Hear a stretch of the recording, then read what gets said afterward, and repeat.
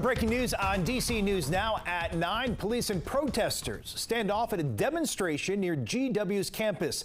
This is at F Street Northwest between 19th and 20th Streets. This is a live look at the situation unfolding right now at the top of the 9 o'clock. This comes a day after officers cleared a pro-Palestine tent encampment and arrested 33 people. Our Tosin Fikile is headed to the scene right now. We'll check in with her in a live report as soon as she arrives. Hi, everybody. Thanks for joining us tonight at 9. I'm Chris Flanagan. We have a lot of news to get to tonight, including new at 9. A Potomac, Maryland community shocked after a popular playground is set on fire on purpose. Investigators say it's arson. So a lot of questions, mainly who would do this and why. Our Marielle Carbone is live at Greenbrier Local Park on Glen Road. And Marielle, the damage there, it is really extensive.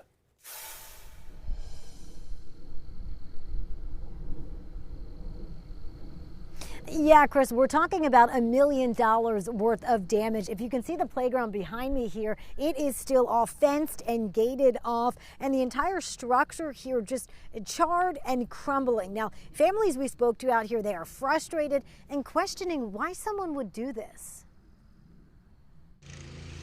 A playground typically filled with children sits empty Thursday, and the structure melted, charred, and damaged. I can't believe somebody would do this. Reggie Chambers comes to Greenbrier Local Park multiple times a week with his family. I'm feeling frustrated because typically you don't think stuff happens like this, in this area, but as you can see, it can happen anywhere. According to Park Police, crews responded to a fire here Tuesday night around 10 o'clock. Flames destroyed the main playground.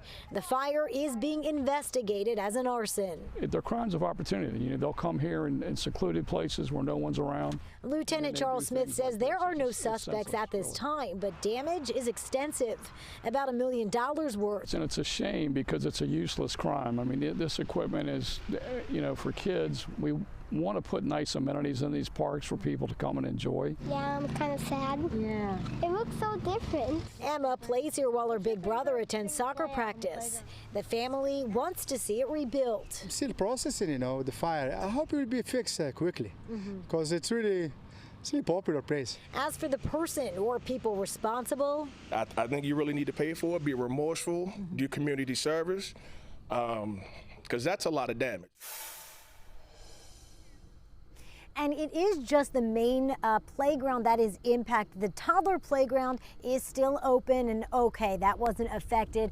This is an ongoing investigation, and anyone with information about who could have done this is asked to call the Montgomery County Fire Department. Reporting live in Potomac tonight, I'm Marielle Carbone, DC News Now. Yeah, just really sad to see. Marielle, thanks. All right, let's get a first check on the forecast. Chief Meteorologist Janessa Webb. Janessa, much cooler out there right now. We can give the ACs a rest tonight. Yeah, finally, it's really going to help that bill across the DMV with the AC down, and you can go ahead and open up the window. Temperatures into the middle 60s right now. We're tracking in showers that continue to really impact the region now in Prince George's County. Here's that really good moderate to soaking rain. I do have a flash flood warning that is in effect the farther west you go, but here's the current situation from Alexandria, Alpine into the Atrium area, impacting a light brief shower, but here's where that flash flood warning is in place from Hoyas into Laconia as well. This is Grant County that we're dealing with that good moderate to torrential band of rain across that region, and so all that moisture in Morgantown is actually going to continue its track to the east. Here's kind of the latter half from Parksburg into areas of Charleston, West Virginia, and that'll make its way into our region. Temperatures right now back into the middle 60s, 59 for Kaiser and Cumberland. And tomorrow I still have gray skies. It's in the forecast, but by 9 a.m. into the middle 60s. Chris, I have your extended forecast coming up. Okay, Janessa, thanks. We'll see you then. Well, that's just in at 9. A budget deal has been reached between Virginia lawmakers and Governor Glenn Youngkin. Now, we don't know exactly where compromises were made, but we do know Youngkin has been pushing for no new taxes on Virginia. Democrats are continuing to argue for health care, transportation, and higher education. Lawmakers will return to Richmond on Monday to take an official vote. So with that being said, there's a looming question that has nagged them for months now. Will these slot-like gaming machines known as skill games remain illegal at convenience stores across the Commonwealth? Our Northern Virginia reporter Max Marcilla joining us live tonight from our Chantilly Bureau. And Max, there's a movement just underway to urge the governor and lawmakers to bring back these skill games. That's right, Chris, and hundreds of convenience stores across Virginia will implement their own ban, stopping the sale of Virginia lottery tickets. It's a move that they hope will put pressure on the political players who are in charge of the fate of these skill games. Walk into Greenwood Grocery and Deli in Winchester and you'll see snacks, drinks, and food, and now this sign. Thursday afternoon, the start of a self-imposed ban on Virginia lottery ticket sales, a sign of protest as these skill game machines sit in the dark at convenience stores across Virginia. If we don't have skill games, we might have to shut down the business. So if we shut down the business, the lottery's not going to have revenue. Ankit Patel runs the Winchester store. He says stopping the sale of lottery tickets is a symbolic and financial act. Statewide, Virginia stores sell over $12.5 million of lottery tickets each day. That's more than $2 million in proceeds. We want to hear back from the governor as well as the General Assembly on what they have planned for the small business owners. These machines expose children to gambling and they prey on vulnerable communities. As we've previously reported, there is opposition to the skill games, despite small business owners' claims that they were a lifeline during COVID, with some raising concerns. That includes Vail United Methodist Church Pastor Jeffrey Haw, who we spoke with last month. So it really ends up being a tax on the poor who can't afford it. Now, as the fate of the machines remains up in the air, there's new pressure on the lawmakers preparing to head back to Richmond for a special session next week. It's not clear how long this boycott could last. It's also not clear if the governor's proposal has enough support to pass. That proposal was controversial, came out about a month ago, and in the governor's amendment, it essentially allows these skill games, but only in very specific scenarios. They can't be within 35 miles of a casino and can't be within about a half-mile of the school or a house of worship. Again, lawmakers go back to Richmond next week. Reporting live from our Chantilly Bureau, Max Marcilla, DC News Now.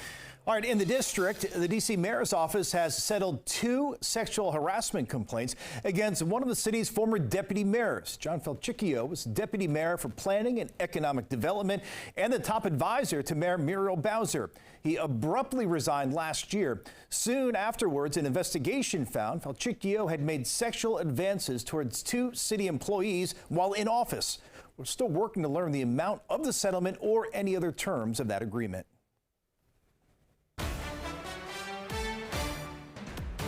DC News Now is your local election headquarters, and a new exclusive poll from DC News Now and our partners at The Hill and Emerson College reveal a shocking turn of events in the Maryland Democratic Senate primary race. Angela Alsobrooks and David Trone are now neck and neck. Look at here. It shows 42% of voters support Alsobrooks, 41% support David Trone. 12% of voters do remain undecided at this hour. This is certainly a drastic change from the latest poll back in February.